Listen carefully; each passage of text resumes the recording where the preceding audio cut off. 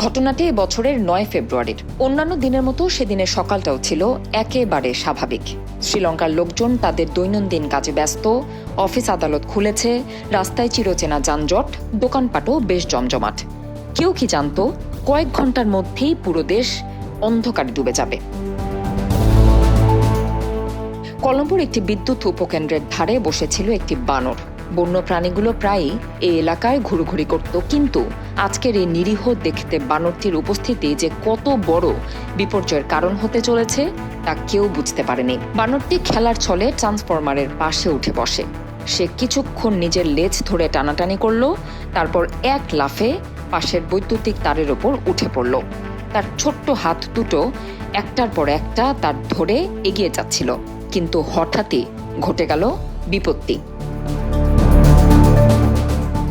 এক বিকট শব্দে বিদ্যুতের প্রবাহ ছিটকে পড়ল, ট্রান্সফরমারের ভেতর থেকে আগুনের স্ফুলিঙ্গ বেরিয়ে এলো, আর সাথে সাথেই পুরো উপকেন্দ্রটি বিকল হয়ে গেল।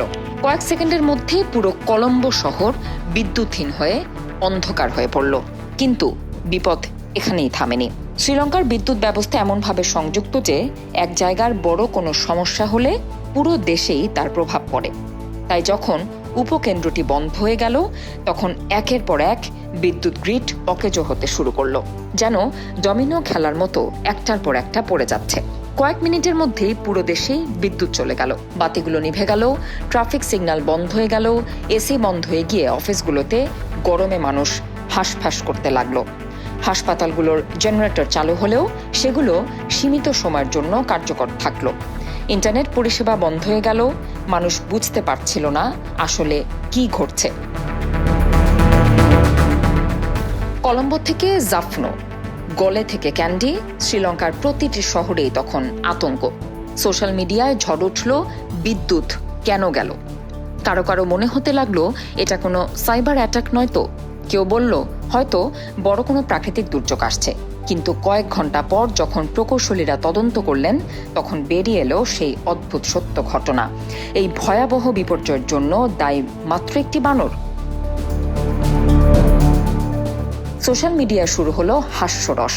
একজন লিখলেন, কলম্বো দখল করতে এক বিশাল সেনাবাহিনী লাগবে না, শুধু একটি চালাক বানরই যথেষ্ট।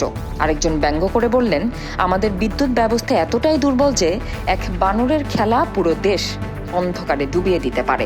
শ্রীলঙ্কার বিদ্যুৎ বিভাগ যত দ্রুত কাজ শুরু করলো, প্রকৌশলীরা একের পর এক ট্রান্সফরমার মেরামত করলো, বিদ্যুৎ ধীরে ধীরে ফিরে এলো। কিন্তু সেই বানরটির কি হলো তা কেউ জানে না।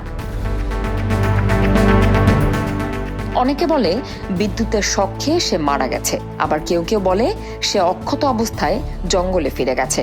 যাই হোক, তার ছোট্ট দুষ্টুমি একদিনের জন্য হলেও পুরো দেশকে অন্ধকারে ফেলে দিয়েছিল।